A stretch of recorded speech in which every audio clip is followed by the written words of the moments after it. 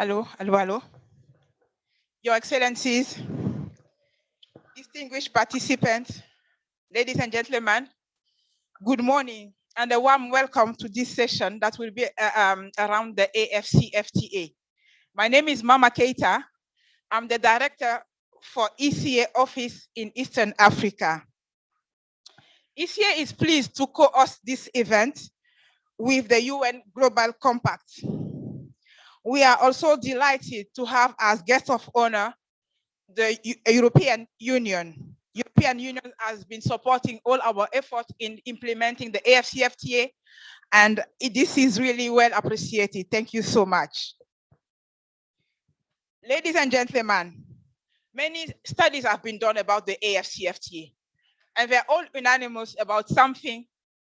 AfCFTA potential to bring about prosperity in Africa is just immense. It is huge. All studies are really saying that AfCFTA can foster economic diversification, expand manufacturing, fast-track industrialization, and build resilience to African economies, resilience to the kind of shock that we are experiencing right now, COVID, Ukrainian crisis, climate change. And so, like I said, the potential is huge, but the social gains are even more. The social gains include creating millions of jobs, increasing income for both households and the states. It also includes lifting millions of people out of poverty. It means raising wages for women, for unskilled workers. And this is what we are all working for. This is all we are always, every day putting our efforts toward, to bring about prosperity to the countries that we serve. And so, but the AfCFTA, what does it mean to be well implemented? AfCFTA means to be trading more in Africa. And trade, going back to the basics, trade means moving goods and providing services. And to move goods, you need adequate transportation means and equipment. You need adequate infrastructure. And this is one of the angles that we are going to discuss today.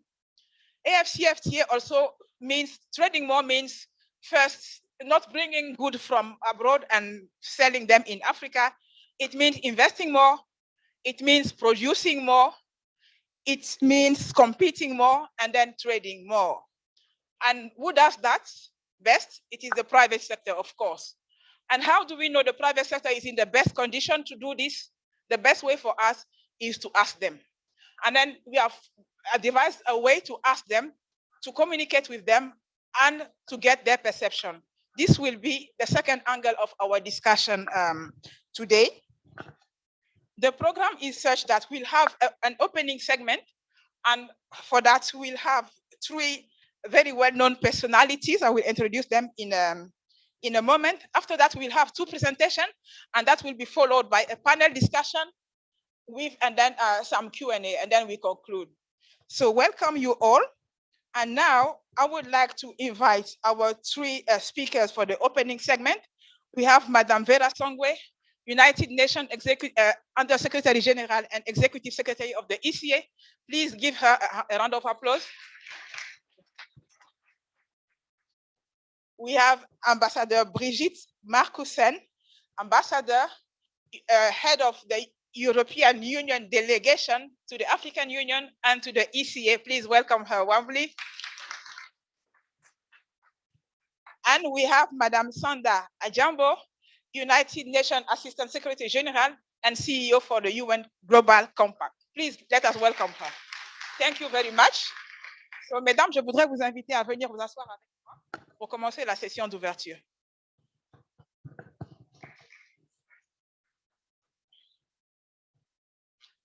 Ambassadeur? Oui, vous êtes ici. Ambassadeur? You want to switch? Je sais pas. Ça va?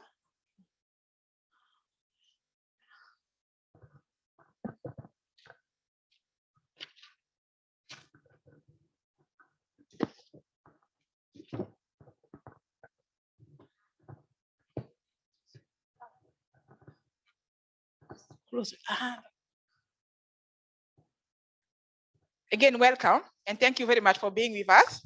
So without further ado, I would like to ask Madame Songwe to deliver her opening remarks. Madame, vous avez la parole.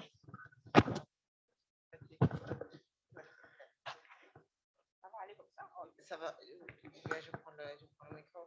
C'est peut-être plus facile. I guess I should take out the mask.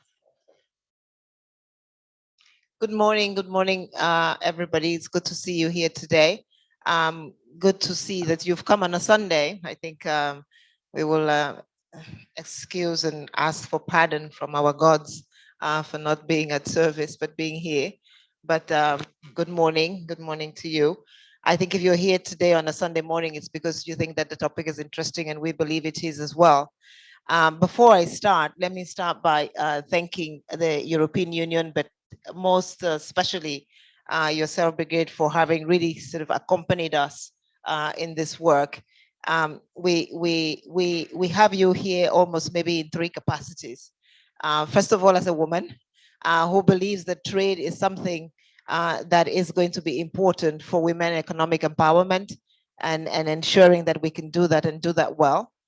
Secondly, of course, as the European Union and as a funder of the work that we have been doing and ensuring that the partnership between, first of all, the Economic Commission for Africa and yourselves, but Africa as a whole, the African Union and the European Union continues. We just had a very successful meeting of the EU Africa relationship. And I think that the continuation of that is a demonstration of you being here today with us. And then finally, of course, as somebody who's funded this for us and have been with us for a long time, but also because the European Union, as we all know, is one of the clusters that has been, at least has tested this experience of trying to do a free trade agreement. I think for many of us who are following the news, we would have seen the big discussion that is happening today between Ireland and the UK, and whether or not Ireland can continue to be part of the free trade zone even as the UK gets out. I think that politics aside, one can begin to say that we're beginning to understand why maybe it was not such a good idea to do what happened then because of the economic consequences, the trade consequences, and the impact, particularly on small business. So what we're here today essentially to launch the African Business Competitive Index. And what it really is to say for the CFTA to work, we do need to understand not just what countries do to improve their business environment, but to understand what they do at a cross-border level, which essentially means if I wanted to trade between Nigeria and Benin, or to trade between Benin and Rwanda, what do I need to do? We do a lot of doing business within countries. How easy is it to pay taxes? How easy is it to set up a business? But it's also important to understand how quickly can you cross a border? You know, how difficult, and as we know, non-tariff barriers. So we say, well, you know, with the CFTA, if it comes into effect and when it starts working well, customs borders will be sufficiently diminished. But we know that it's not only customs borders, because we know that on our continent, we have in many borders, and USAID has done the studies, we have the customs. Now with COVID, we have the COVID police. Then we have the tax police. Then we have the terrorism police. So there's, you know, you can spend 4 or 5 different controls at each border just to cross that border, sometimes 6, 7 days. That is something that will clearly impede the CFTA. So we would like to see, you know, how easy is it? We would like to look at harmonization of laws and systems to be able to ensure that if you're trading from Zimbabwe to Algeria, you're facing the same kinds of trade agreements as somebody who is doing Botswana to Benin. Because what we need eventually with the CFTA is that we have harmonized systems, harmonized rules, and harmonized regulation. So what we are really trying to measure with this business index, if anybody is saying, why do we need another index? It's not what the country is doing inside of itself, it's how quickly people can, and of course with the CFTA, we do have the free movement of goods, services, and people, and the establishment of business. So if you were a Cameroonian trying to set up a business in Kenya, we're measuring how easy is that to do that, and what are the impediments that you run into, what kinds of documents. So that is what this is trying to do, to show us which countries essentially and which sub-regions because for many of the African countries, the regional economic communities have already done a fantastic job in opening up markets within those communities. A lot has been done. It's not perfect yet. And we're hoping that this index, say, for example, inside ECOWAS, huge already movement of goods and services and trade within the region. The Senegalese today can establish more or less seamlessly a business in Cote d'Ivoire. It's not clear that an Ivorian can establish seamlessly a business in Senegal. And I think the Ivorian businesses will talk about that if we have any here today. But that's what we are trying to do, is open that possibility for it to happen. We also know that women essentially make up almost 60 to 70% of particularly small scale cross-border trading. That is where they get a lot of income, and that is what empowers small communities and societies along those trading routes. So we want to look at how well is the system working for women? How well is the system working for small and medium enterprises that do that? The Afri-Exim Bank has created a trading platform which allows us to be able to trade, or small businesses to be able to trade across currencies. We would like to understand, have all countries put in place the legislation such that this is possible and this is doable? The cost of not doing that is quite expensive, because then if you're trading between currencies, say between Morocco and Senegal, then we have to change the Moroccan dirham into dollars or to euros, and then change the euros back into CFA. Whereas if you're using the trading platform that has been put together by the Afri-Exim Bank, we can do it seamlessly between the dirham and the CFA. Maybe the CFA is already a common currency. Let's assume what are the currencies, but the Algerian dollar or something. So I think that's what we are trying to do, is to see how we can measure this and then simplify it. There are already instruments in place. I think this is part of what I will call the infrastructure for ensuring that the CFTA can work. We're putting in place, and the work that Stephen has been doing with a lot of the others, and good to see you from the private sector as well, Asna. I think the work that you guys have been doing as the real private sector, because, and we will hear from you in a few minutes, is really, this is to serve you better, to ensure that you can tell our leaders, this is what you have to change, or this is where the shoe is biting, and this is why the CFTA is not working.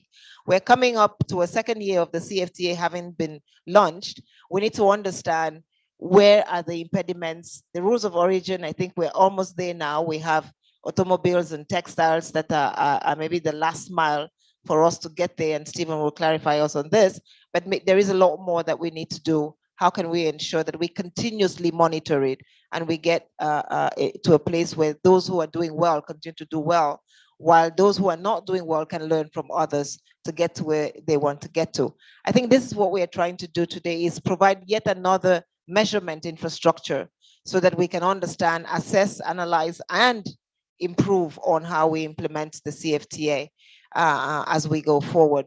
So hopefully we will come back to you, because you are either the researchers or the businesses that need this to work.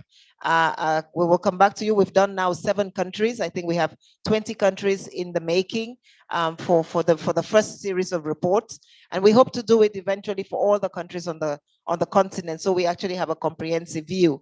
But it has taken time. We launched the idea in 2018. We've taken, it is an important piece of work, because of course, as all of you know, when we rate countries, countries tend to protest. So we need to make sure that as countries, and which is good, because when a country protests, it means that the country has actually looked at the document and cares about its ranking. So that's a good thing. But for us to be able to come out of it with the kind of credibility that we need, we've taken almost 2 years, 2.5 years. Of course, there was COVID, so 1 year went by. So first of all, design the model. We got professionals to look at it, to ensure that it was well done. Then we tested it with a few countries to make sure that it was robust enough and that it could stand the test of time. Of course, as the CFTA itself gets implemented, we will adjust it. But we wanted to make sure that we were on the right track, and that countries welcome this. So we've done that. We've tested it. Wafa, and I don't see Wafa in the room. Wafa is there. She's the one who is leading the report. You have to stand so everybody can see you. Another woman, by the way, but Stephen is the boss of the whole thing. So Stephen, you too. But so thank you so much for all the work that has been put in place for this. And again, I just want to, before, as I pass the floor to you, Brigitte, to thank you again for having supported this. And we hope that we continue to work together just to see how we can do more and improve on the process. And as we hear from the private sector, how we can strengthen the index. So thank you again. Thanks for your attention. Another mic.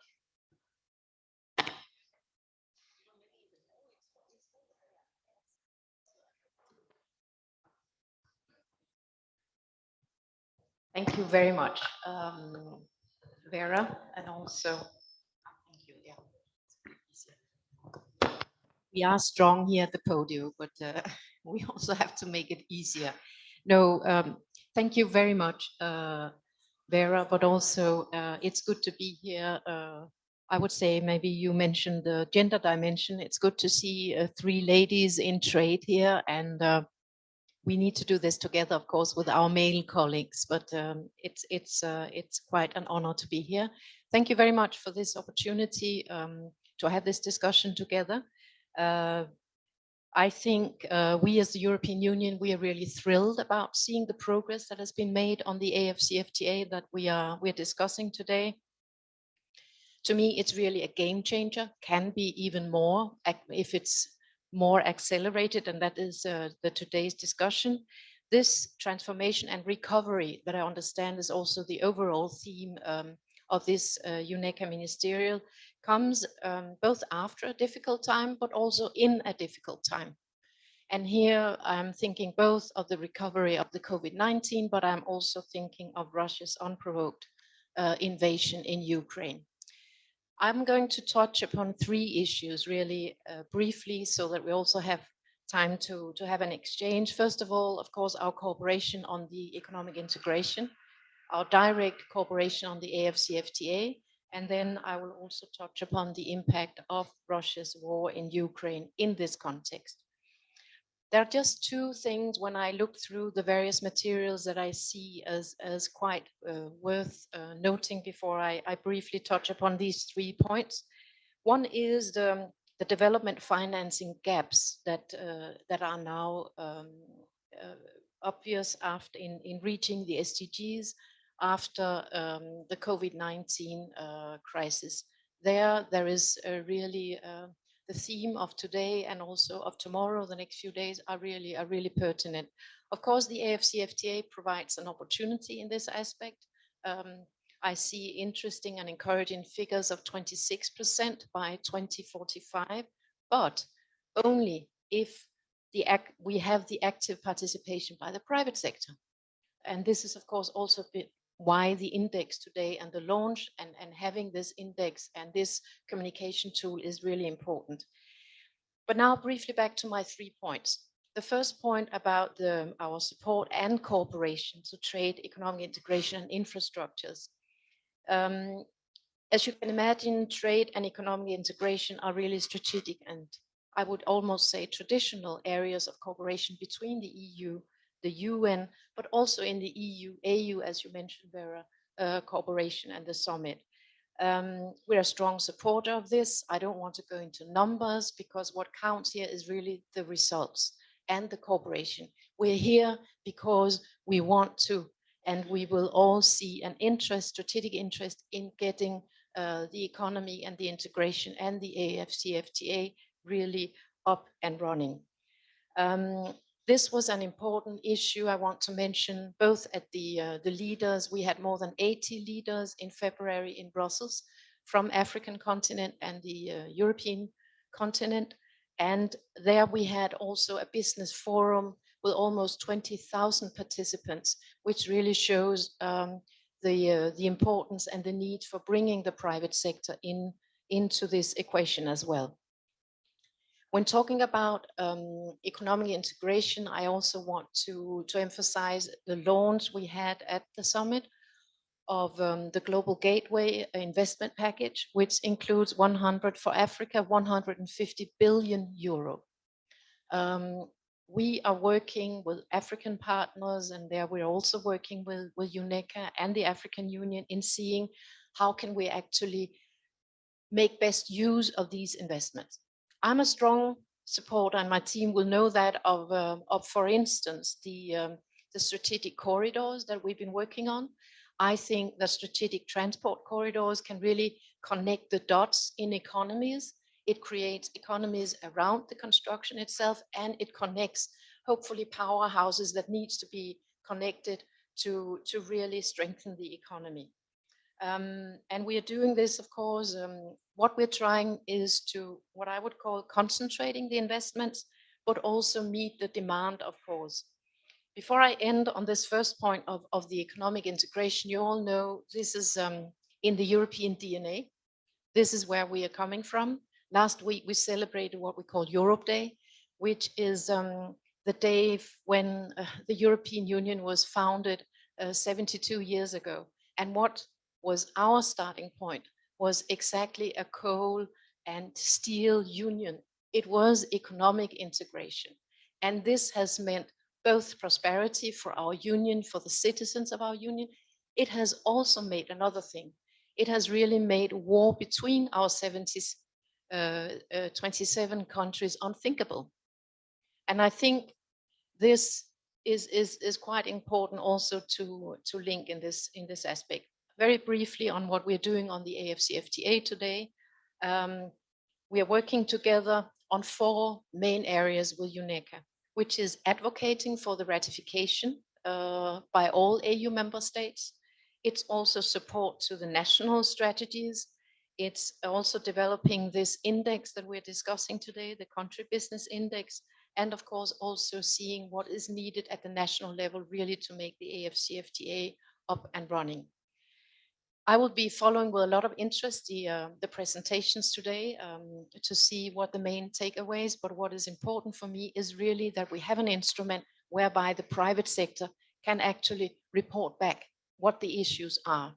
I was myself in my previous life in the private sector, and I just know that the environment matter a lot to the investments that can be made. My last point, being a European today, I also, and I think also for the global situation, it's quite important that we not only look at the recovery from the COVID-19, but that we also look at one of the major situations that we have today in international economics, which is what I call the Russians' unprovoked and unjustified aggression, and how it is damaging the international order, the security, and the global economy in ways that harm all countries. For us in Europe, and I have to make this point, there will always be a before and after the 24th of February this year, which of course is the start of Russia's aggression against Ukraine. What is happening in Ukraine is existential to all of us, to Europe, also to African countries and to African economies, African citizens. It's something we cannot ignore, so this is why I'm bringing it up today. In Africa in particular, what we see is that the aggression will probably delay the path to post-COVID economic recovery. We can see that Africa will also pay the price of this war. The aggression will impact especially the most vulnerable, many of which are in Africa. In addition to the decline in growth due to the COVID-19, this invasion of Ukraine will have many spillover effects. I'll not go into all the consequences. Of course, there are differences whether you are a country in Africa that exports oil and or whether you are a country that actually have to import food products, because that is one of the main issues. So what we see, just to mention a few, it's food insecurity, disruption of supply chain, and food shortages. I want to say in this situation, you will also find, while you look at the global picture, you'll find a Europe that is in the most serious crisis that we've been since the Second World War. And it's important that we understand this in our partnership. I want to make a very important, because I know there are many here who are interested and knows a lot about economics. So I have to make the statement that our sanctions, they target Russia's ability to finance the aggression against Ukraine and its people. It is not targeting the food production and the food exports. And that's extremely important to put in place because we see a lot of discussions of this.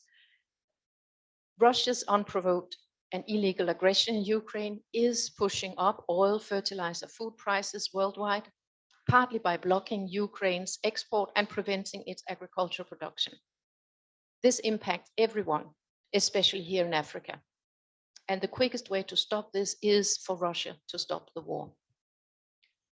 The rising global food insecurity is, just to conclude, not the EU sanctions, but to Russia's military aggression in Ukraine. The longer this aggression goes on, the worse the economic damage to all of us, and the greater the risk that it provokes conflict elsewhere. If our joint aim is to build a fairer and more prosperous international system, we all, including Africa, have to step in and not step out or step away from this question.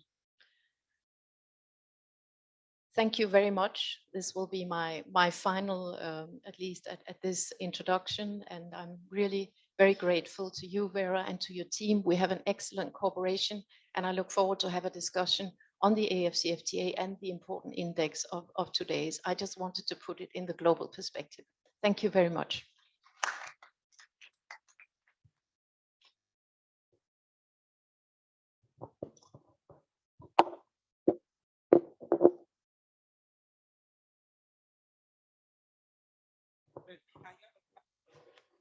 Please take the floor.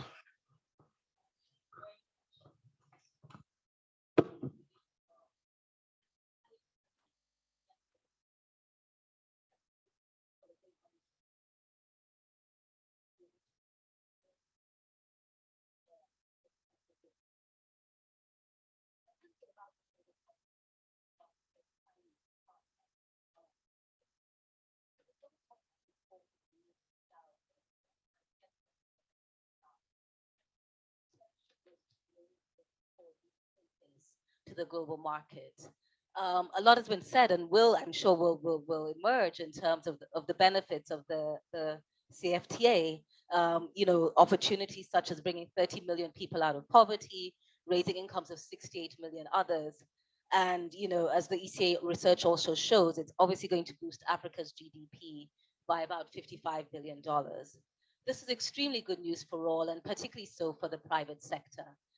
Where would the Global Compact come in, and where do we see our value add to this great economic transformation for the continent? I think first of all is to look at how businesses can grow sustainably. As we continue to build businesses, to bring more coherence to sectors, SME sectors, women-led and women-owned businesses, and certainly large businesses, what the Global Compact then looks at is principles such as environmental sustainability, anti-corruption, the respect and promotion of labor and human rights, to the extent that these principles make businesses more market ready, more partner ready, and more investor ready. And I think that is the lens that we wish to bring to African businesses as they continue to grow and do business on the continent. Boosting trade, as we know, is certainly a game changer, but only if it's conducted in a sustainable and transparent manner. And that's why, again, we're really proud, Vera, to be partnering with yourself on this initiative, and certainly hope that this is just the beginning of a number of conversations. This week, actually, and in 2 or 3 days, the Global Compact will be launching its Africa Hub in Abuja and in Lagos. And for us, this represents a real milestone in terms of putting together a coherent framework for which we can address business, principled and sustainable business on the continent. So this is very timely, that we're able to also look at business competition, look at it in the context of the CFTA, and then also overlay that with what principled and sustainable business looks like. A couple of things about how we look at business and what we'd like to focus on is, first of all, to focus on bringing the top 100 companies on the continent into the framework of the Global Compact, really making sure that we can leverage these businesses to do sustainable business. Second is to look at more inclusive approaches to business, driving more policy coherence and overall coherence in the SME sector.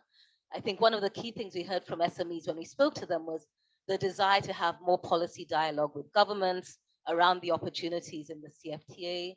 The desire to also look at the ease of doing business and policy harmonization as well was one that was really critical. A third really important area for us is leverage. And this is leverage of supply chains, leverage of providers of capital, leverage of all the business associations that are working on the continent. It was such a pleasure to meet my sister this morning in the hotel to talk about private sector and the ways in which we can engage and certainly multiply all of the areas where private sector works. So for us, it's a real opportunity, I think, to really join hands and bring focus onto, I think, what are key issues for businesses going forward. As I said, the ability to just be sure that we can take into consideration very important principles around rights, human rights, labor rights, environmental footprint, carbon footprinting, which is increasingly becoming more important, not just continentally, but globally, and also truly taking a true look at the losses that corruption, drains from our economies and from us doing business, and seeing how we can tap into really understanding the fundamentals of why corruption happens and how we can stop it from happening, and building really strong and robust business partnerships. So I'll end there and just say that we truly do welcome the publication of these reports and look forward to continued partnership with the ECA. Thank you very much. Excellencies, thank you very much for sharing your thoughts. Thank you very much, Executive Secretary, for explaining why the idea behind this Africa Country Business Index for the AfCFTA. Excellency, thank you for sharing the experience of the European Union and telling us that regional integration can be a game changer and AfCFTA can be a game changer for Africa. And Assistant Secretary General, thank you again for telling us that AfCFTA can also contribute to grow business in a sustainable manner. Thank you for your remarks. I would like to invite you to follow a presentation with us and take the seats here, please.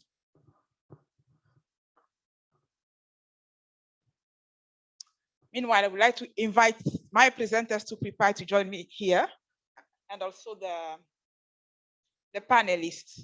I'd like to call on Dr. Asfo, Professor Aji, Dr. Sibehazi, and Dr.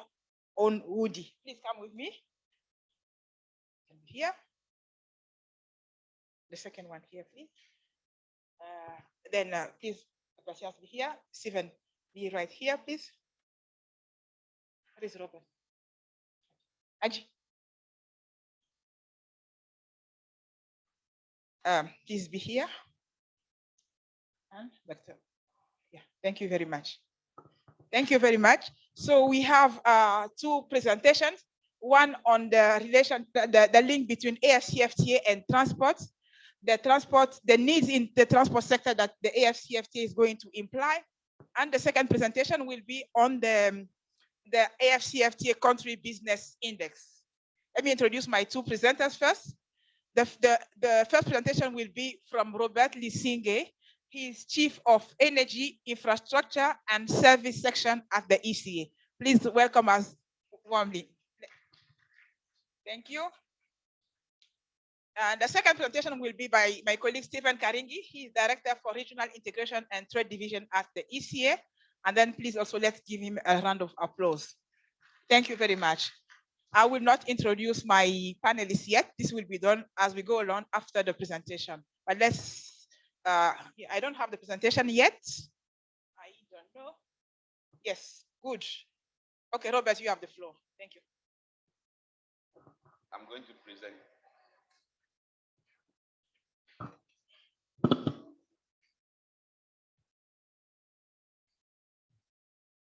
Thank you so much, Mama. I'm going to present ECA's research on the implications of the continental free trade area for demand of transport infrastructure and services.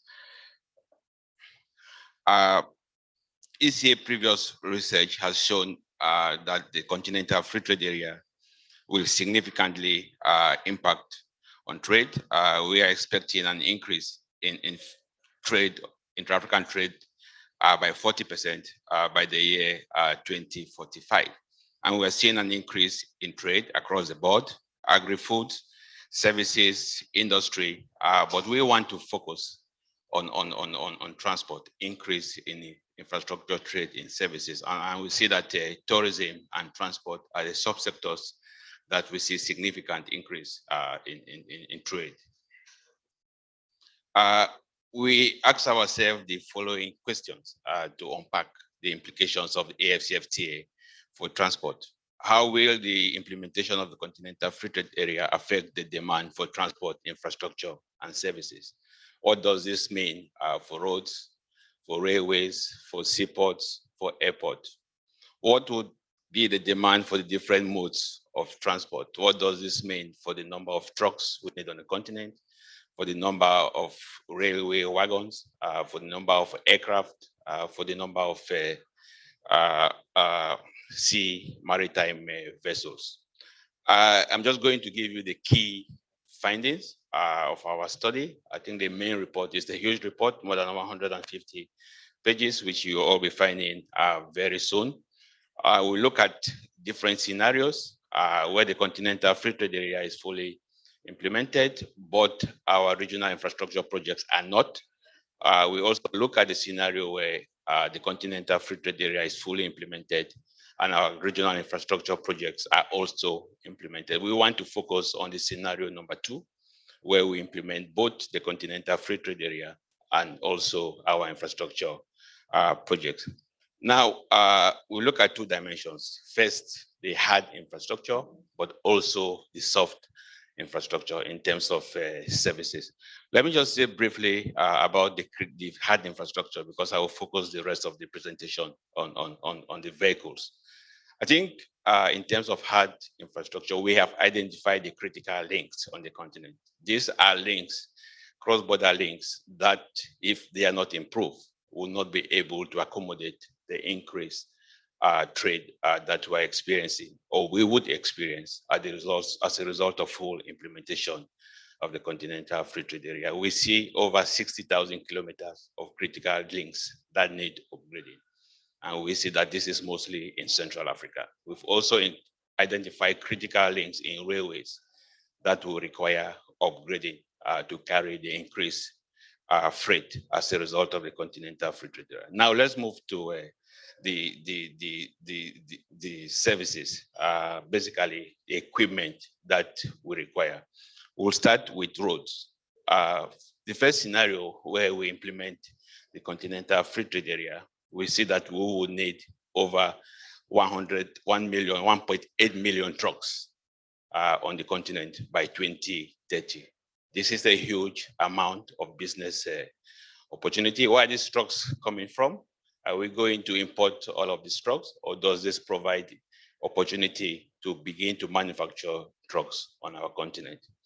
And we even see more, over 2 million trucks if we implement the Continental Free Trade Area and also we implement our infrastructure project. And when I say our regional infrastructure projects, basically I'm talking about the program for infrastructure development in Africa, where the heads of states have endorsed 69 projects that will cost a total of over 169 billion. Now let's see what regions of the continent where we are seeing this increased demand for road freight. 39% of those 2 million trucks that I mentioned we are seeing in West Africa. We are also seeing a significant flow between West and Southern Africa at 19.8%. And we're also seeing flow in the opposite direction from Southern Africa to West Africa. Now let's move to railways. If we fully implement the Continental Free Trade Area by 2030, we are seeing that we will need over 90,000 rail wagons to carry a load by rail. And if we follow up the implementation of Continental Free Trade Area with implementing our infrastructure project, African Rail Network, we are seeing over 150 wagons needed. This again is a huge opportunity to manufacture rail wagons on our continent. We see in countries like South Africa that have shown interest in manufacturing this wagon. Now, where are we seeing increased demand for rail wagon? Within West Africa, again, a huge share of the increase in demand of rail wagons we are seeing in Western Africa. We're also seeing in Southern Africa, 19% of this demand would be in Southern Africa, but also in North Africa, where we're seeing 11.5% of the demand there for rail wagons as a result of the Continental Free Trade area. Now let's move to maritime transport. And this is something that is very interesting because we don't talk enough about it. Right now, over 20% of intra-African trade is by maritime transport. And this is not surprising. More than 39 African countries are coastal countries.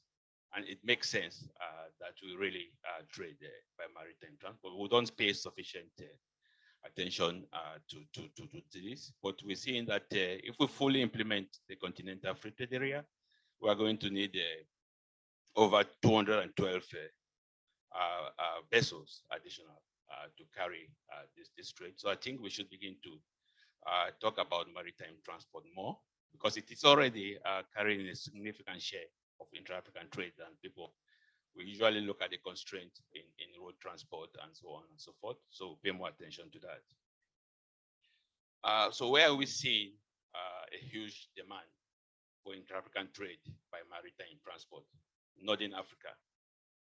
If we fully implement the Continental area, we are anticipating a huge movement, increase in movement of intra-African trade by sea.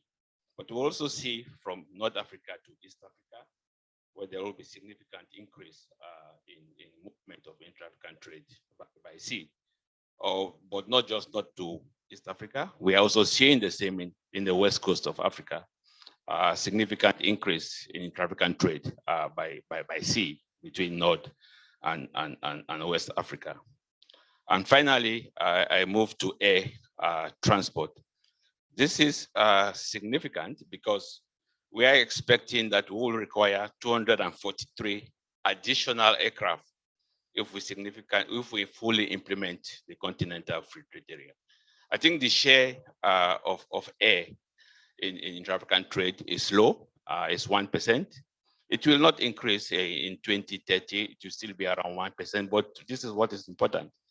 Currently, 2.3 million tons of trade is transported by air. But by 2030, if we implement the Continental Free Trade Area, this volume will increase to 4.5 million tons. This is more than double. And that is where we need additional aircraft. And those who want to invest in aircraft, this is a huge, huge opportunity. We know that the Afrexim Bank, the African Development Bank are talking about creating a leasing platform for aircraft. And I think I see a huge business opportunity in that regard. And we're moving towards the end of our presentation. And where are we seeing this huge demand for intra-African trade by air? Within West Africa again.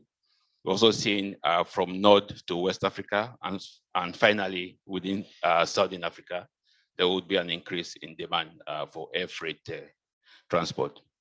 So what does this mean in dollar terms?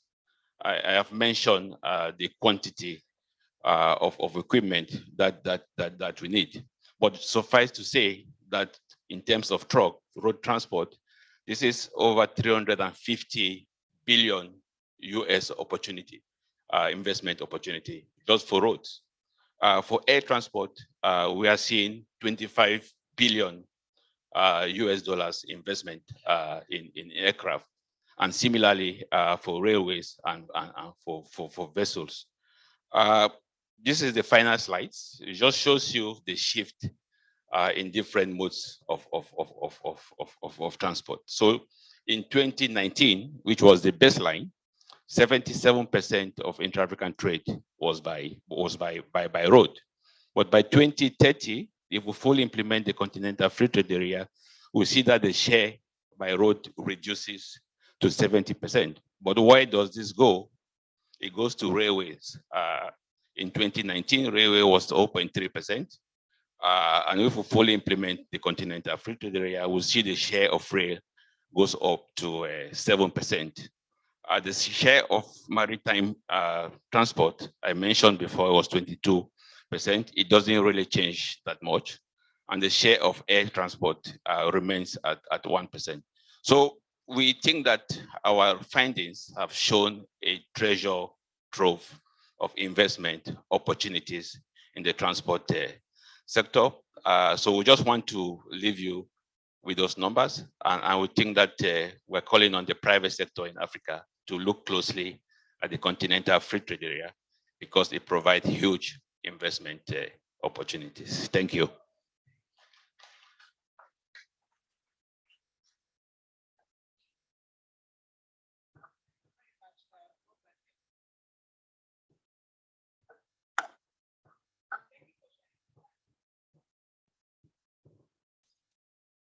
Thank you very much, Robert. Thank you for sharing the findings of this very important report, and congratulations on leading on it. The figures are just amazing in terms of opportunities, really, to boost manufacturing in the African continent and also create jobs. Thank you very much. We'll come back to it. Now let's move to the second presentation. This is going to be delivered by Stephen Karingi, and it is on the ACBI, the AfCFTA Country Business Index. Stephen, you have the floor. Thank you very much, Mama. So, yes, Ambassador Bridget, ASG Sandra, fellow panelists, our DES Hanan, and everybody online who are here. Thank you for coming to this side event. So, my work actually has been made easy by the interventions by the three principles.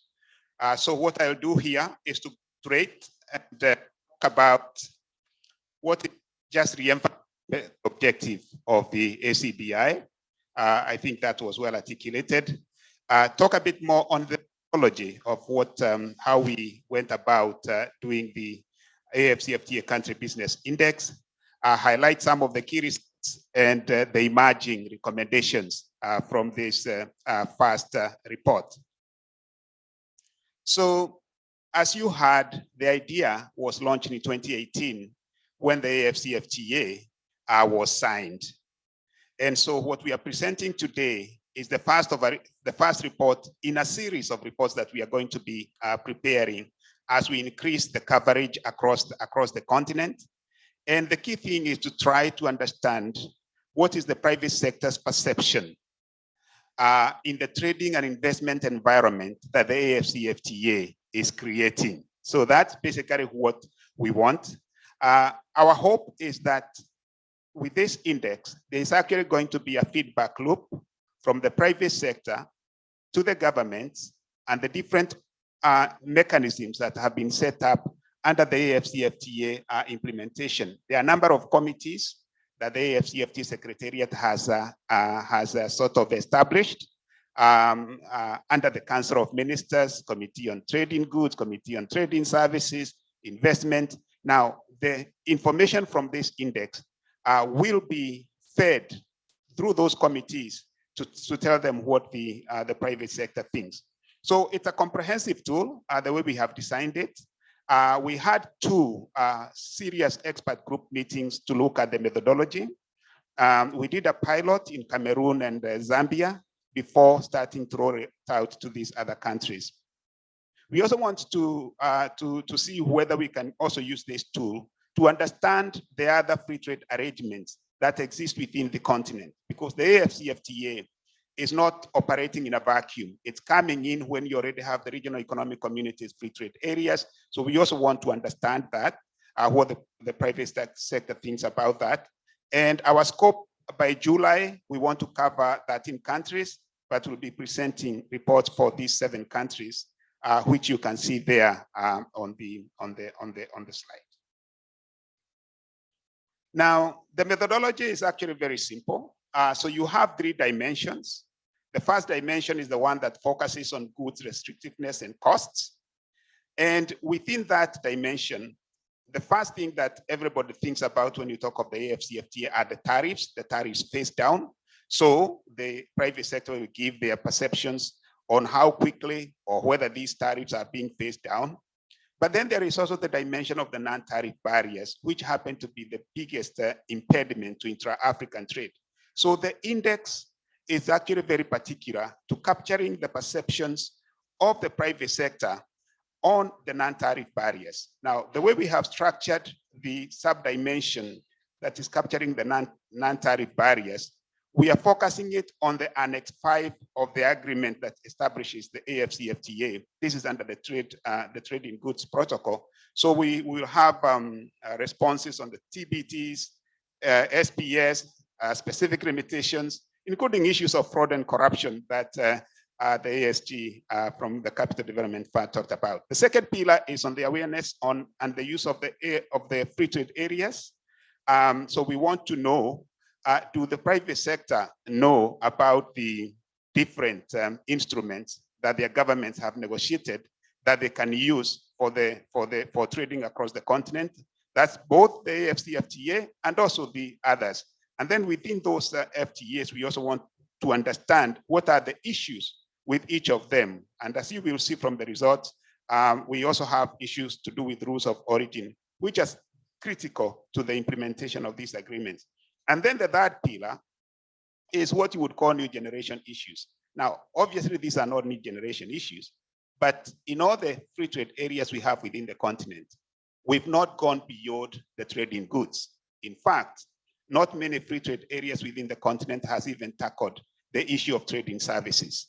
So the AfCFTA, and why it's so exciting, it's because it's going beyond trade in goods and services to include investment protocol, intellectual property rights protocol, competition policy, and also the digital trade. So we try to capture the perception of the private sector on the commercial environment that is created under these issues. Now, so basically, in terms of the countries that we have gone to, most of the farms that we interacted with, most of them operate in the agriculture and services sector. In fact, majority of them, on average, 46% of them are in the services sector. And it is not surprising because we know most of our economies are also services driven. Now, if you look in terms of a particular country, like in the case of Namibia, most of the respondents were from the services sector. You have the Walvis Bay corridor. They do a lot of services of intra-African trade also in Namibia. It is only in Angola where you have 50% of the respondents operating in agriculture. And then you have some big number also from Nigeria. And then a better distribution when it comes to services and agriculture and manufacturing a bit in South Africa. Now, still on the methodology, how do you interpret? So the score is between 0 and 10. If a ranking is above 5, it indicates that the private sector has a positive perception with regard to the dimension under consideration or the indicator under consideration. If a score is 5 or just around 5, it means that they have a neutral perception. They are neither positive nor negative about that particular dimension with regard to the implications of the AfCFTA on that particular dimension. And if it's below 5, it means that they have a negative perception of that particular area of interest. So if we go now to the results for the 5 countries that we are presenting today, you can see the red line, which is basically the neutral score. And other than Cote d'Ivoire and Namibia and South Africa that have a score above 5, the other countries they are below 5, which means that they are either close to neutral or they have a negative perception on the 3 dimensions, the aggregation of the 3 dimensions that I have articulated. Now, of course, these scores, as you can see, they vary across countries. And so different businesses in different countries have different perceptions on this. So Namibia, Cote d'Ivoire, South Africa, positive about the trading environment. Gabon, negative, and Nigeria and Kenya are close to just neutral. Now, if we go to each of the dimensions then, remember I talked about the tariffs and then the NTBs. So here are basically the different sub-dimensions of that particular dimension. We see that when it comes to technical barriers to trade and the SPSs under this category, the score is actually above neutral. There is a positive view about these two issues. But for the other elements, especially the ones that have a critical implications on the movements of goods and services across the continent, that is the NTBs, like other charges on trade or unauthorized charges, the businesses are really negative. They have a very negative perception within the continent. So there is some work to be done there to follow up on these perceptions of the private sector. Now, if we go to the second dimension, overall, it looks like the private sector is aware about the free trade areas that have been negotiated by their governments.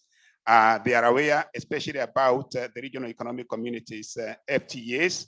The awareness of the AfCFTA is lower than the awareness of the regional economic communities, FTAs. Now, the farms that were surveyed have a negative perception on the rules of origin. During our experts meeting, this issue came up again.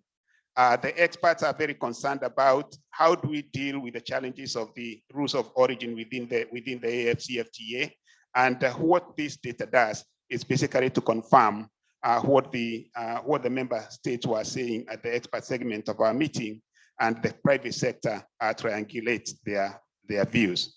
And lastly, when it comes to the commercial environment, they are postly neutral. They do not perceive the commercial environment as an impediment when it comes to trade and investment across countries. In Cote d'Ivoire, the behind the border issues, the private sector there is even positive about it. Everybody else is just broadly neutral about this. So there is work for them. Maybe they are waiting to see what the AfCFTA does in terms of moving this to positive sentiments. Now, and I'm trying to go a bit fast here so that we have. Now, so we did actually ask the question because we looked at the data also because the farms that we are dealing with, some of them are owned by men, others are owned by women. So we wanted to understand who have a more positive perception and who have a negative perception when it comes to doing business across the continent as the environment is created by this free trade area, the AfCFTA. And surprisingly, actually it's not surprising, I shouldn't be saying that. So cross-border trade is more challenging for female-owned farms. And you can see for each of the dimension and the sub-dimension, for instance, if you look at the unauthorized charges, the first part there, the top right, left-hand part, the women have a very neutral perception about the AfCFTA being able to deal with this issue. And so it also happens with the specific limitations on trade. Other charges on trade, it's also a big issue for women. If you go to the commercial environment, we do see that in terms of the services regime, women are much happier. They are more positive. If you come to the awareness and the use of the AfCFTA, and especially the AfCFTA, the women have a much better knowledge on the AfCFTA than men. Now, why is this important?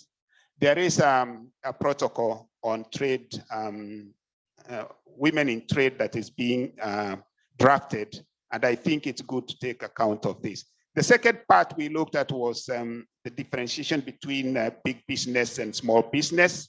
Again, what we see here, the perceptions of goods restrictiveness by the farm size. It also varies depending on whether you have a big or a small business.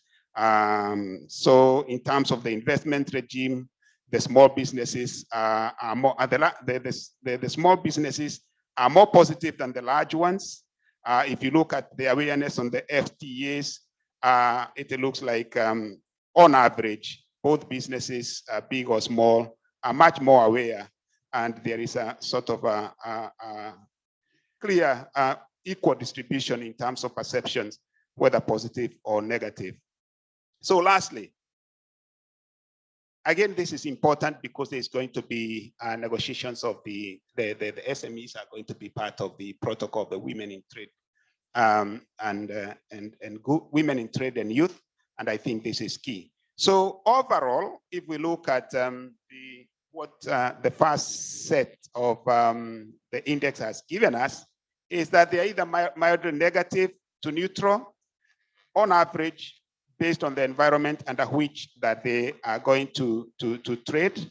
Now, so there is need for us to work more if this if the private sector is going to benefit from the AfCFTA.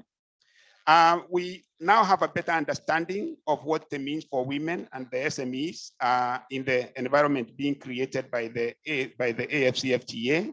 And I think we can be able to drill down a little bit more in terms of supporting them.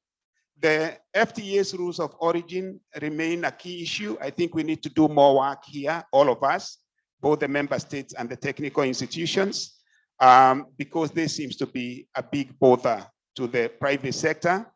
And in terms of the awareness of the FTAs, by and large, the private sector seems to know. So in terms of the recommendations, we have some recommendations for the development agencies that are here. We need to not think that everybody is equal. So we have to do more when it comes to the women and the SMEs. And I think this is something that's already being done. At the national and continental level, because of the results that we have seen in terms of the different dimensions, I think we need to involve the private sector from the bottom up. I think that's what we are seeing in terms of implementation. Awareness needs to continue. It's not up to 10, although it's quite good, but we need to do more. And we need to keep simplifying the regimes, especially around the rules of origin, if there is going to be effective utilization of the existing FTAs and the AfCFTA itself. So let me stop there so that at least panelists can say something. Thank you. Thank you very much. Thank you very much, Stephen, for sharing the functionalities and the feature of this very important tool. This tool gives voice to the private sector to tell us what is working, what is not working. And this first study is really providing a sort of a baseline for everybody to put effort in and improve the situation. The first situation is indicating, as you said, neutral to negative. This needs to be improved and to be brought to extremely positive. But thank you for sharing. We have 4 inspiring panelists with us. Hope we can hear from them. At least, I don't know, Wafa, if we can go a little bit beyond the 12:30 that was initially set, but I hope so. 20 minutes late. Okay, so I hope we can go beyond. Thank you very much for the 2 presenters. Now, I have 4 panelists, like I said. I would like to start with Dr. Asfu.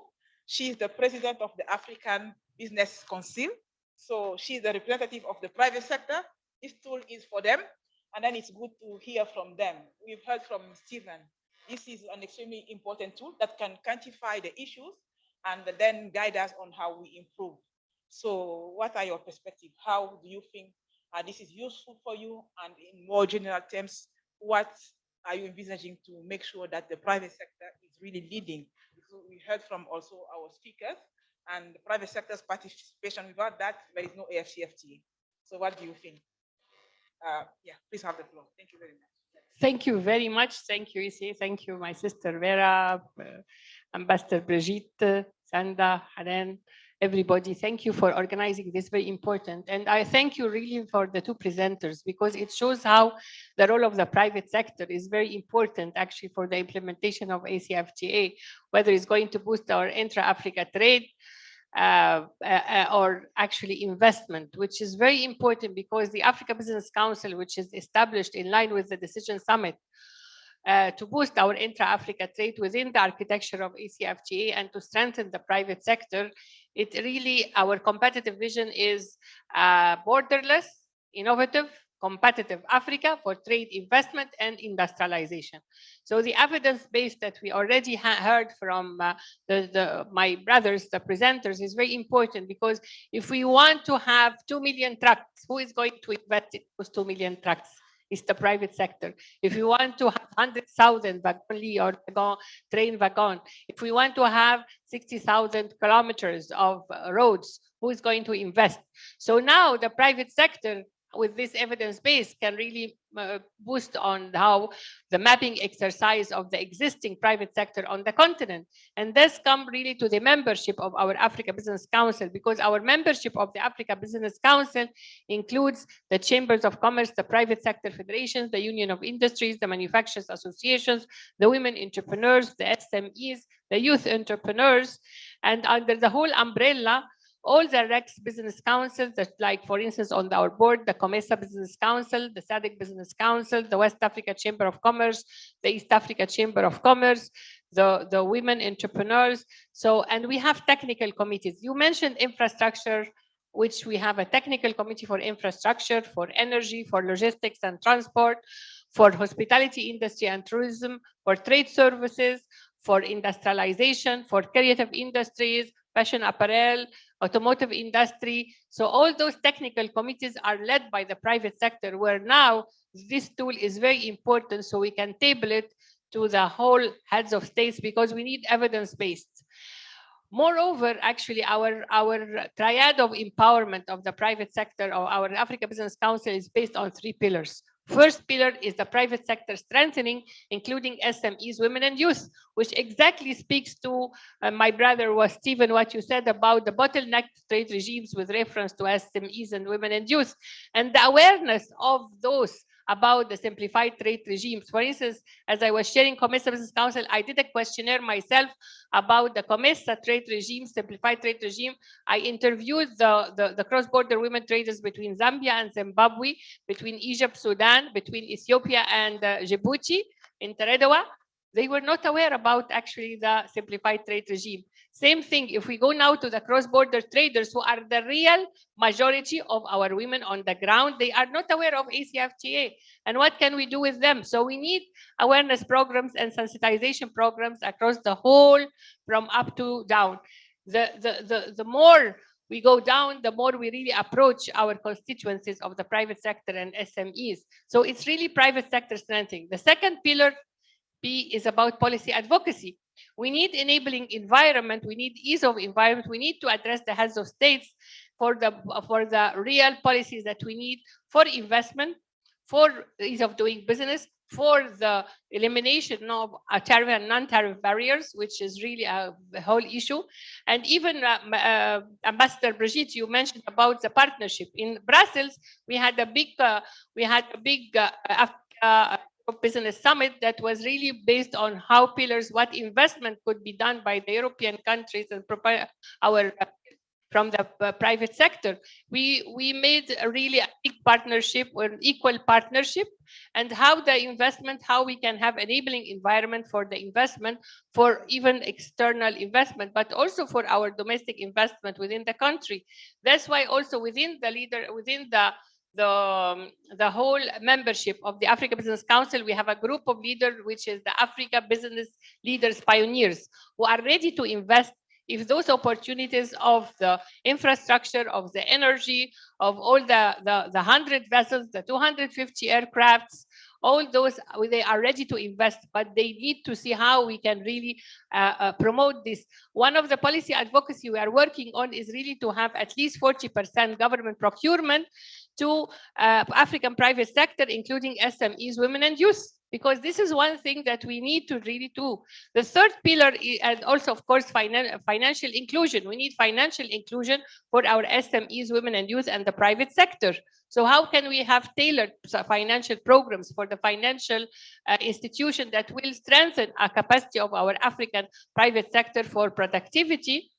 The third pillar is really about the product development. If we want to trade among ourselves with ACFTA, what are we going to trade among ourselves? Are we going to get containers from Dubai or China to trade among ourselves? No, we need a made in Africa product that is competitive, standard, quality, value added, in order to trade among ourselves. So we really need to see, we have to have a mapping exercise of what existing on the continent.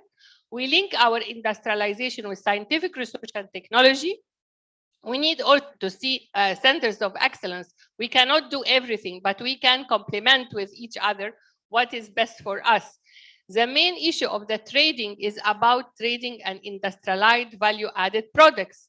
That is why within the Committee of Industrialization, we have also sits on our board the Pan-African Manufacturing Association, which see how we can have real industrialization on the continent with using our raw materials and not exporting them as such, with value added, with a Made in Africa, with a label of Made in Africa.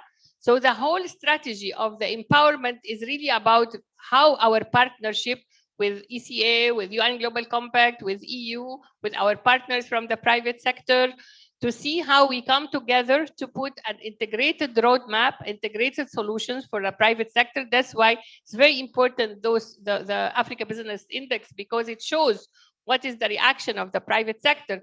But as you rightly mentioned, not is one size equal fits everybody, because we have the big, large corporates, which we also have as an associate members of the Africa Business Council. But we also have the youth entrepreneurs who are innovative. Like now we have several programs for the African youth, which is, we call it Hunting for Africa's Unicorns.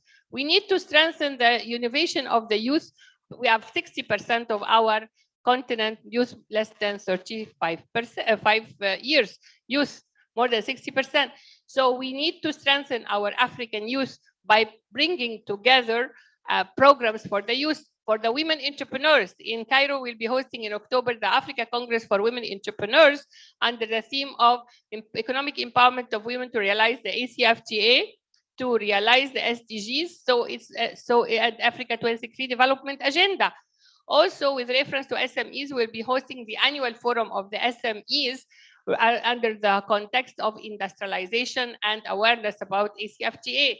So we need to work together to have business development centers, business incubators for the SMEs, and to really be connected, all of us, through all the gateway. I mean, you mentioned the gateway. It's very important initiative by European Union, but we need to know how the SMEs and the private sector can get access to it, so we are able really to empower our SMEs on the ground and the African private sector, including the women, the rural women in the agriculture.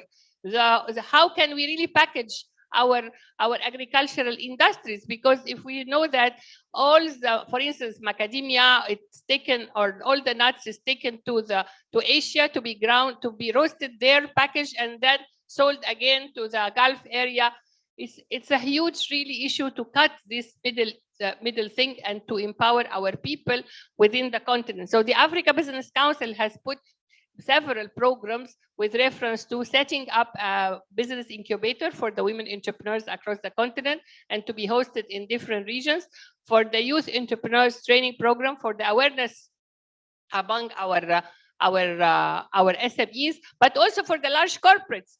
We have this panel of the Africa Business pioneers to invest in opportunities like you have rightly said. So we need really to join efforts to see how can Africa Business Council, being the voice of the private sector, join efforts with everybody to realize and harness actually the productive capacity of our private sector, to raise awareness and to make sure that this evidence-based presentation that we saw to be a tool for monitoring the programs is done, and to advocate with the heads of states, because this is actually, when I was chairing Commercial Business Council, I addressed the heads of state as the chair for Commercial Business Council. Same now, as Africa Business Council, we will address the heads of state saying, this is what the private sector wants, the public-private sector dialogue.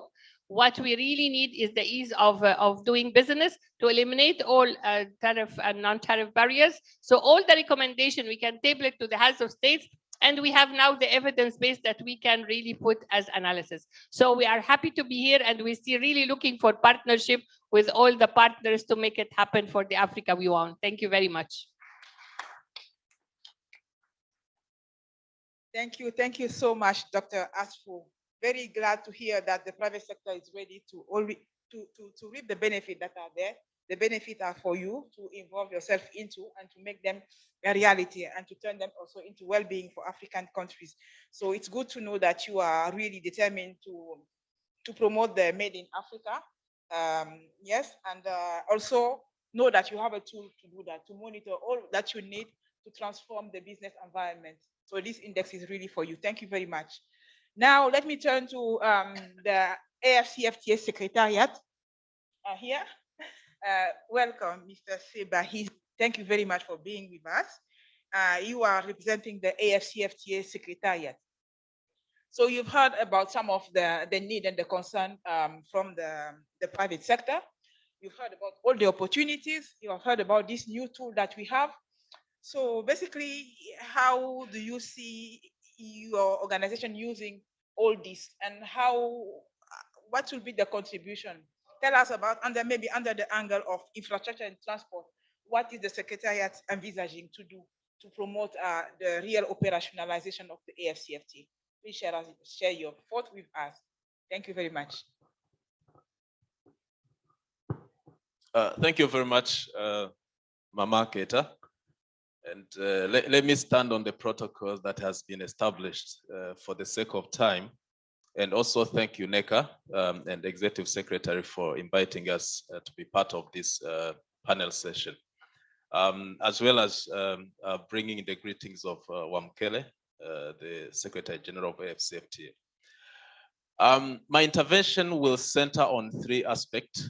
The first one is to reflect on some of the intervention that the AfCFTA Secretariat is undertaking with regard to this issue of transport and logistics, which is very critical and a priority with regard to implementing the AfCFTA.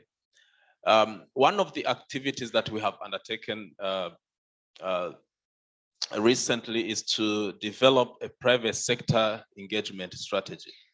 And that strategy is based on key interventions that will center on the priority regional value chains that have to be developed on the continent. And those four priorities, apart from automotive sector, pharmaceutical industry, and we have agro-processing, transport and logistics is very key. And I was very much inspired by the presentation on the implications of AfCFTA on transport and logistics demand. To me, when you look at the major challenges that we have in implementing the AfCFTA, the cost of transport is the highest in many respects. One, it's the highest because of the poor infrastructure that we have on the continent. For example, the lack of road networks, the poor railway networks, the inefficiencies of ports and transit points. And then secondly, there is also that lack of efficiency, the systems that do not speak to each other, especially at the borders when it comes to interoperability of systems. So what we are trying to do as AfCFTA Secretariat in this area, of course, there will be mobilization of financing to improve the hard infrastructure, but on the soft infrastructure, we are trying to make sure that we bring together all the actors, public and private, to make sure that we contribute to the efficiencies of ports and make sure that we address all the challenges that have been identified, especially the harmonization of regulations, elimination of non-tariff barriers, establishment of electronic single windows at the borders. Those are some of the things that we can do. Those are the quick wins. Secondly, there is what we call a corridor approach. We are trying to introduce the concept of corridor approach on the continent. It has been recently endorsed by the heads of state. I give you one example. Abidjan-Lagos corridor, which link Abidjan to Lagos, is about 1,028 kilometers. And it takes about 30 days to cross that corridor if you are doing business. And similarly, those who are coming from East Africa will agree with me. The northern corridor from Mombasa to Kigali that links to Kinshasa as well, which is much longer, more than I think 600 kilometers. You can cross it within less than 7 days because of the intervention that have been brought in that corridor. And we are trying to use that best practice in other regions to improve the corridors across the continent. And the last intervention that I wanted to also bring in is the collaboration that we're having with regional economic communities. The regional economic communities are playing a very important role. I was not surprised when I saw that the level of awareness about the existence of REX is higher than the level of awareness about the existence of AfCFTA, because some of them have been there for more than 30 years. And if we do not build on the successes, on the best practices of the regional economic communities, the AfCFTA will not succeed. So one of the strategies that we have is to closely collaborate with regional economic communities, and we have established a framework where we regularly monitor some of those areas of trade facilitation, transit, elimination of non-tariff barriers, where we allow the regional economic communities to take the lead. And the only thing that we can do is to link regions, like see what is happening in East Africa and link it with what is happening in West Africa. My last intervention is with regard to the this country business index. Of course, I have been very much inspired by the outcomes, and I would like to request UNECA to link it to what we will call in the future the AfCFTA trade policy review mechanism. Not only looking at the perception of the private sector in terms of the efficiencies and the performance of the market, but also link it at how can we assess the status of regulations, rules that affect trade at country level, and see what interventions can be done. How can we make sure that we assess all countries, like not looking at the perception, but also assess what is the status of trade-related policies and regulations, and how do they affect trade, and what interventions can be made to improve trade performance across Africa. Thank you.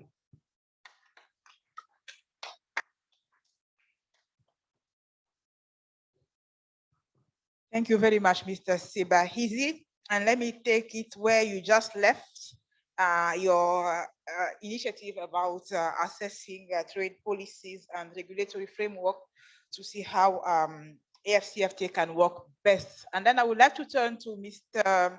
Emmanuel Onwodi. Mr. Onwodi, you are Director for Transportation Infrastructure and Transportation Infrastructure Department at the Presidency at the Federal Republic of Nigeria. I'm very happy to have you. You work with in one of the biggest economy in the continent. You work on infrastructure, you work on transport. You've heard the presentation from Robert today. And then transport is key, infrastructure is key to make AfCFTA work. Opportunities are huge. You're talking about millions of trucks, hundreds of aircraft needed, thousands of wagons. But you have a huge experience in procuring, in getting those equipment and those infrastructure in your country. So what is your perspective? Can we really, Dr. Afko talked about, we want really to promote made in Africa. We don't want all these products to be imported. How does this happen? What is your experience so far from all what has been done, and what will make this work, or what will prevent this from making this work? Because anything happening, I mean, what we observe that production is not taking place in the continent. Someone need to build a house, they say, I go to Asia and to bring all the furniture, all the tiles. Someone getting married, I go to Asia and buy my dress. So, I mean, my fear is that we also import these millions of trucks. So what can be done? What is your perspective on this one? Over to you. Okay. Thank you very much, Mama Kete. I think you've just nailed the nail the issues on, right on. But first of all, let me commend the work being done by a very good friend, Robert, and his team. And just to say that if we really want to develop Africa and ensure this regional integration that we'll speak about, we have to take another look at this, the index, because as explained by Stephen and his group, highly commendable work. The areas where they are neutral, I think you have to look at it again. Sometimes it might just be a little touch here and there. But let me narrow down to the presentation made by Robert. I think essentially, if you look at the impact on West Africa, really, if you look at the road, railway, maritime, air transport, 39 million coming from West Africa with respect to road, in terms of looking at 1.8 million trucks for the year 2030. And like you rightly said, most of these things will come in from abroad. We do not have the local industries to support this. Our infrastructure procurement process takes a lot of time. Talking specifically with respect to Nigeria, we are running some projects presently. I work as the director of infrastructure, transport infrastructure, under the presidency, an agency called the ICRC. And I know what it takes. I mean, I have over 58 projects on my pipeline, across maritime, across railway, aviation, roads. As we speak now, we are working on a project called the HDMI, the Highway Development Initiative, where we are looking at taking brownfield roads. We're trying to upscale those investments by asking the private sector to come in. We're looking at attracting about 1.3 trillion naira. We're actually at the phase where we're beginning to negotiate with the preferred bidders. We're looking at 13 routes. And some of these routes account for how we can support the Africa Continental Free Trade deal, to see how this can then, support the entire thing. West Africa and of course Nigeria will have, account for those huge sums that you see from the studies that are being done. So with respect to road, our roads are opening up. We're attracting more private sector investment. As a matter of fact, we have a national, we call it the NIMP document, Integrated Master Plan for Nigeria, where we're looking at attracting over 48% of funding for that program from the private sector. So I work with a PPP agency where we're looking at public-private partnership, how we can then collaborate with the private sector, because we believe that monies from national purse will never be enough to support these infrastructure assets, to upscale both greenfield and brownfield infrastructure assets for the country. And then if you look at the railway also, we have a national program which we call the Railway Modernization Program, where we are trying to link the North and the South, in terms of railway connectivity. And like you said, Mama Keto, yes, the government is trying to lay the track, but the rolling stock are still coming from Asia. We still have to travel to China to negotiate deals, to run procurement processes, and then to bring in the rolling stock where we expect the private sector to do those. So these are some of the things that we expect that, except those are put in place, the positive figures that your research shows will not be achieved in the very short run. With respect to maritime, we're looking at over 126 vessels coming in. West Africa looks at 11.4%. As we speak, we have over 7 deep sea ports coming up in Nigeria. We have the Bom deep sea port, the Bakassi deep sea port, the Age deep sea port, the Bonny deep sea port, the Lekki, and I'm sure you're very familiar with the Lekki one. So these are some of the ways we are opening up, activities in terms of movement of cargo, to support all this. For air transport, you're looking at additional 243 additional aircraft to support these, and West Africa is accounting for about 13.2% to support these studies. So in general, my perspective is to see how we can talk more African, we can look deep, and I think the previous speaker talked about awareness creation for the private sector.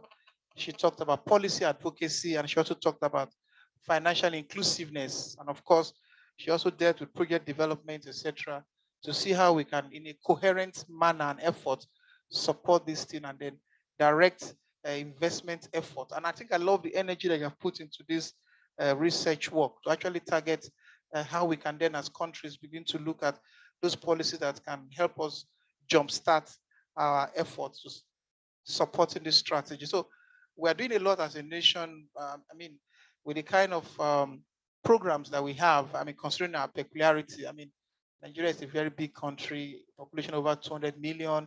We have a political agenda that is presently taking, most of our attention. But at the same time, we're also trying to work closely. And I did mention with Robert that we need to work more closely with the African Continental, Agreement Office and see how we can then move these efforts in a very seamless and strategic manner to achieving these objectives. Except we are strategic, except as a nation, we begin to refocus and see how we can then get the players to focus and move this. It will be possible to do that. So, I mean, I support the idea of looking local, getting local industries. And some of the problems we have, most businesses would rather go and import. Why? Because of the local taxes, because of the problems, the local laws. It's extremely difficult to set up small businesses where you have challenges with power, where you have challenges with other kinds of regulations and taxes. So businesses would prefer to just go there, import their things, bring them back home, and then use them for their so really the real manufacturing sector is suffering. And then, of course, the employment opportunities that we would have achieved with this would then be difficult to achieve. We still have a lot of unemployment in our places.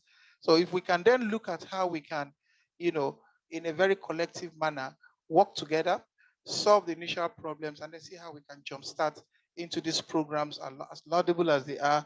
And then I believe most of the figures, the positive figures that the research had given will even, we can surpass those figures really, if we put in the right policies in place. Africa has the population, we have the markets, we have the talents, we have the capacity, although we don't have enough, but we're still getting a lot of capacity. And I'm sure from the statement that she made earlier, there is a deliberate effort to see how we can upscale our capacity to develop our people and rely more with productions back home. So this will be my few words, and just to say thank you so much for having me. And I believe that this is the right step in the right direction that will see Africa through. Thank you. Thank you very much, Dr. Onwodi. Thank you very much. From what you say, I think that we really need to find a solution to incentivize the private sector to be producing on the ground, to be producing locally. And for that, it will take a lot of policy revision. So we'll have a lot to do. And the private sector is here to guide you. Ladies and gentlemen, last but not the least, my final panelist is professor at Princeton University. She's specialist in computer science. She does research in artificial intelligence with Google. She's young, she's African, and she's a woman. Let's clap for her.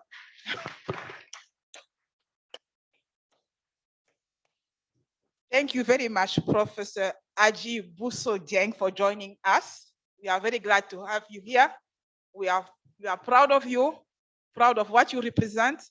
And then thank you for being involved in conversation about Africa, about one of the most important projects for Africa right now. So you're welcome. And I don't know to what extent you are familiar with AfCFTA, but I hope that you have picked a little bit from what has been presented. It's an extremely important project for Africa, really, to boost prosperity in the continent. AfCFTA has those opportunities, but also several challenges that we need to work together to overcome. Several challenges, starting with what we just discussed, transport, infrastructure, and then we have projects of this index to monitor the progress and to try slowly to remove all these challenges. One of the challenges also that we keep hearing is really about availability of information for trade to happen in Africa. When you discuss with the private sector, you sense some sort of asymmetry of information between where is the demand those who can supply do not know where is the demand. And those who also consume do not know that something can be supplied from the continent.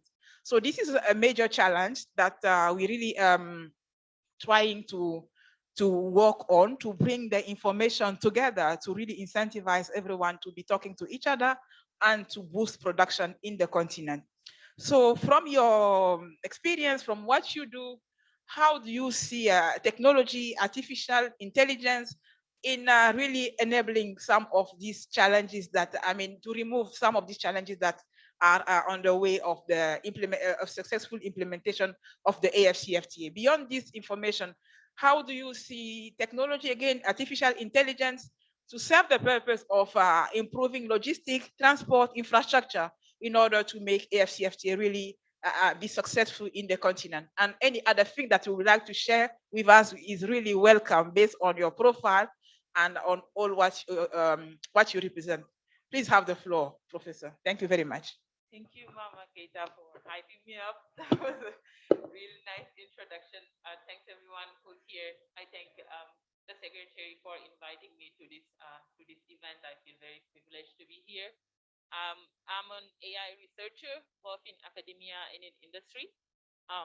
It's been really interesting for me so far being here because I get to actually learn new things, the work that ECA is doing. For example, yesterday I learned about the climate digital Earth, digital Earth Africa, and it just sparked a lot of research ideas in terms of how to leverage all that data at the service of the continent. So I really appreciate all the work you've been doing in that front.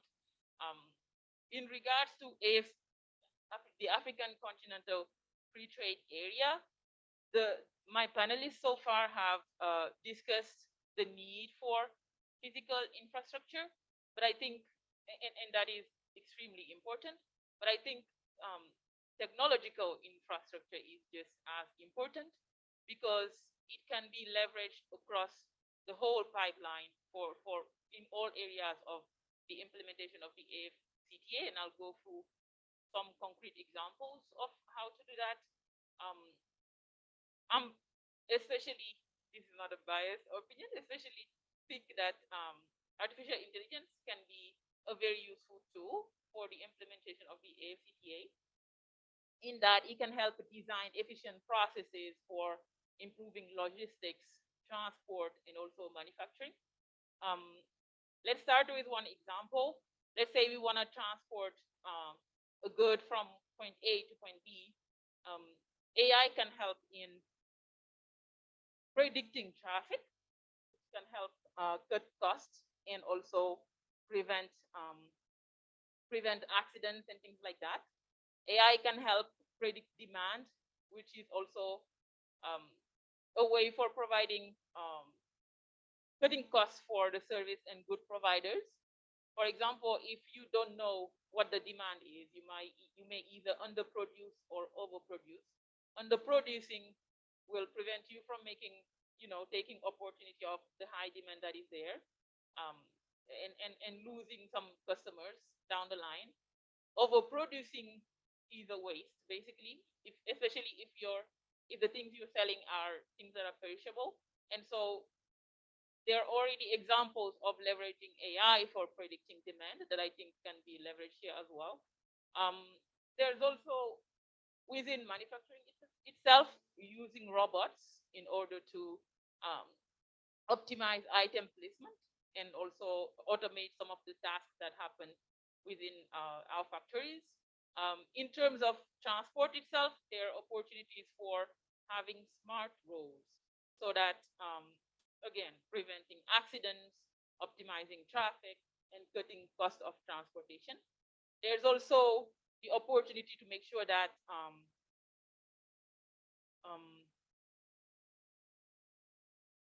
when you arrive at a border, we live in a continent where there are thousands and thousands of languages. If we want for AfCFTA to benefit everyone and be more inclusive, we'll need to discuss also that language barrier. And so AI is very successful at breaking down communication barriers, leveraging natural language processing, speech recognition technologies, and things like that. And so I think that's something worth also including in the agenda for implementing the AfCFTA, using AI for improving communication between different stakeholders. There's also computer vision technology involving the satellite images. So the digital Earth Africa will come in handy in that. There's a lot of interesting data in there. Satellite data that can be explored in order to look at the climate implications of all this physical infrastructure that are built. Also traffic, information about traffic and optimizing that traffic. And so I really see AI as an enabler for the AfCFTA, and I hope that we'll leverage that.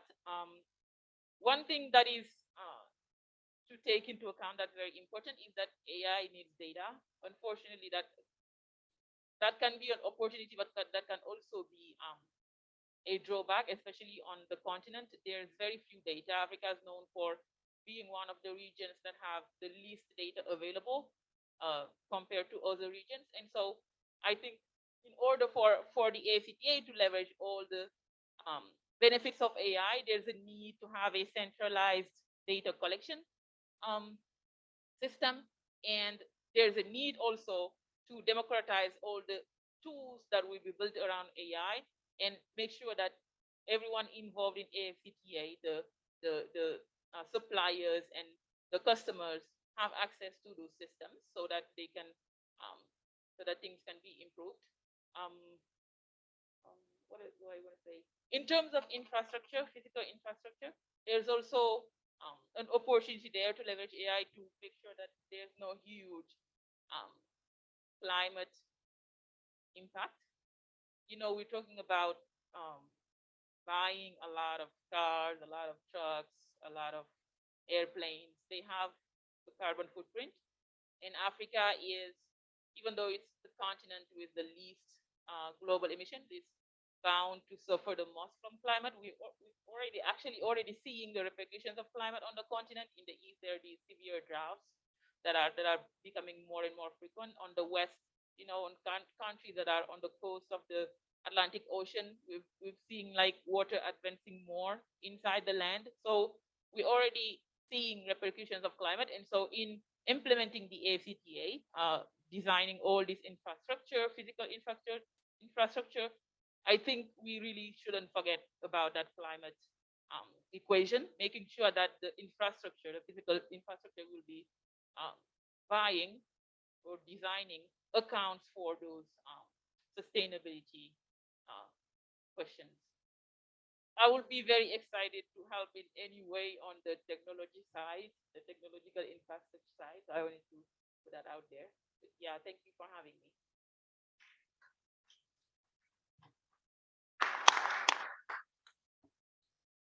Thank you very much, Professor Aji.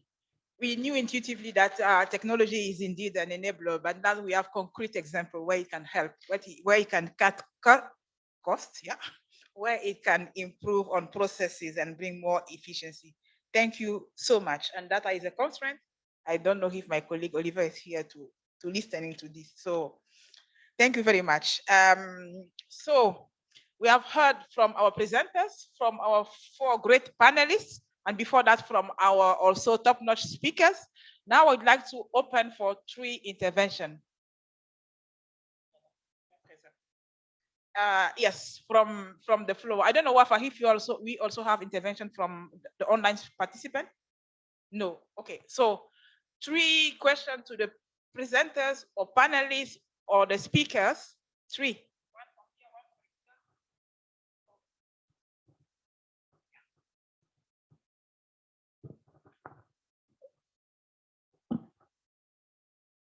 Thank you so much for this interesting discussion. Thank you for ECA for convening this. I'm Mohamed Jawhari, the head of Resident Coordination Office for the Republic of Guinea. And thank you so much for the presentation. So my first question is regarding the first presentation. So as you know, in many countries in Africa, especially Central Africa, transport via river is very important. Sometimes it's the only way of transporting does the report assess the needs for this mode of transportation? And if not, launch an advocacy towards that. And in light of that, and see the other presenters, as you know, while you're working on effort on cross-border transportation, sometimes we launch initiatives between two countries, but then the company A that should transport from country A to country B faces an issue that is the quality of infrastructure in country. So how do you link the work on the regional level with the need of improving infrastructure in country? Thank you so much.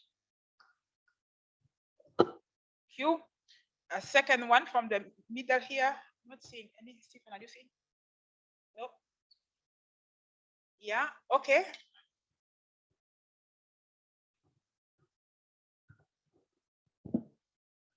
Okay, thank you so much. My name is Peter Meli. I'm from Kenya. I'm a customs practitioner, but I'm here on a different capacity today. Now, my questions will focus on the two presentations. One goes to the first presentation on the implications, especially on the transport sector. And I've looked at the presentation and the opportunities that are there. And in summary, in terms of exports, I see that West Africa, generally, in absolute terms, there will be an increment of 7.54% when I take the countries that have been listed there. Then for North Africa, about 2.26%. East Africa, we come at 1.24%. Summary of the countries. Then secondly, in terms of the investment opportunities in infrastructure, I see that East Africa only carries or appears really within the vessels as an opportunity for us for investment. The rest, trucks, rail, we don't seem to appear very much in those two. And therefore, arising from the two observations, exports and the investment opportunities, then I ask, what lies in there for East Africa as a region, taking the sum total of the two? Then secondly, this goes to the presentation on the perception, the business index. And I saw that Kenya, we rank 4.9 there. But then customs, and I'm a customs practitioner myself, we really rank low in terms of perception as far as supporting this initiative is concerned.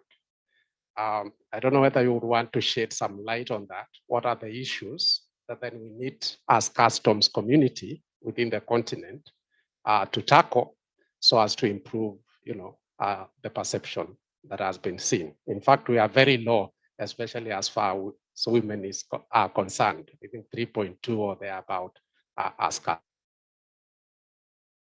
that. Thank you very much. Thank you for these two questions. Let us start with this one. We are pressed with time. And so I don't know, Stephen, there is one question for you. Robert, also there is one question on maritime transportation. Also, yes, on the share of Eastern Africa and the opportunities.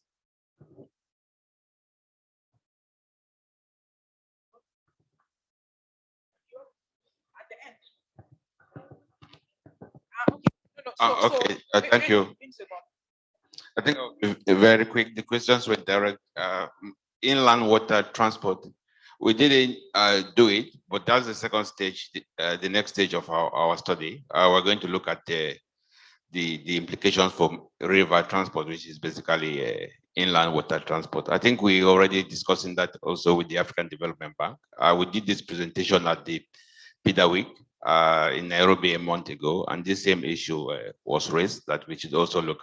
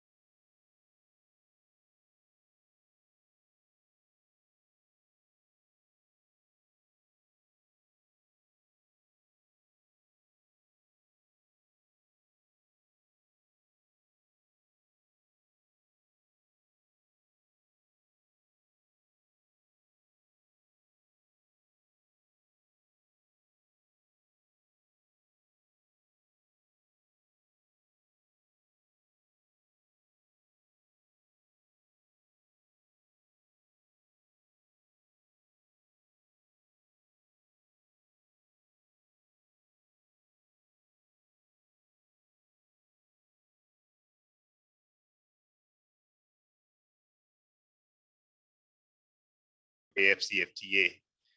Clearly, we are going to have better perception from the private sector because they are not going to be asked, why are you bringing this? Which certificate of origin are you using? I think those issues will be dealt with. So concretely, it's basically the domestication of the AfCFTA through the national regulations. And two, of course, are the good work that you guys are doing in Kenya on digitalization. And I think like what Prudence said, the Northern Corridor is actually working so well. So maybe you can do more once you start implementing the AfCFTA. So that's what I could say. Thank you. Ladies and gentlemen, we will have to close here. But before we do that, I would like to invite our speakers to come to join us for officially launching this document that we have presented, that we have discussed this morning. So, yeah, Excellencies, if you accept to come here or just to stay here and then officially launch these documents and then we close and yes. Sorry? Sorry? You just show it. What are those documents?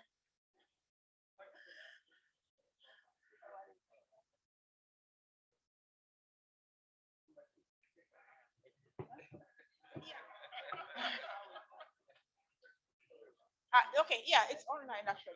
So.